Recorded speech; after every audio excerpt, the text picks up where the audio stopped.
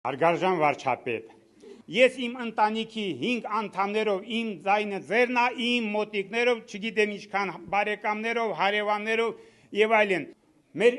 երիտասարդությանը, որ տեսնում եմ, ազնվությամբ եմ ասում, դեգրադացված, ես չեմ խորշի այս բառից, ոչ միայն երիտասարդությանը, ուսանողներին, այլ շատ ծնողներ, անգամ շատ պապիկ տատիկներ, որ այն աշճանի է արժեզրկվել, որ արժեքային համակարգ չի մնացել։ Խնդրում եմ դուք այդ ուղղությամբ ձեր տեսլականը ասեք։ Դուք կարող եք զարմանալ, բայց մեզ համար շատ ուրախալի է, որ Հայաստանի երիտասարդության շատ մեծ,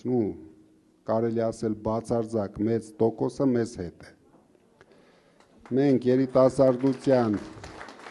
մենք ունենք շատ հասկացող հայրենասեր երիտասարդություն, իրենք դեռ չեն հասցրել ամեն ինչը փչացնեն։ Մեր խնդիրը, որ մեր երիտասարդությունը հունիսի 7-ին գնա ընտրատարածք, քանի որ ինչ որ անում ենք, ինչ ծրագրեր այդտեղ անում ենք, հիմնական շահառուն լինելու են երիտասարդները։ Իրենք ամենաշատն են օգտվելու այդ 300,000 աշխատատեղերից, նույն 20,000 բնակարաններից, որ մենք կառուցելու ենք։ Դրա համար ես չեմ ուզում հիմա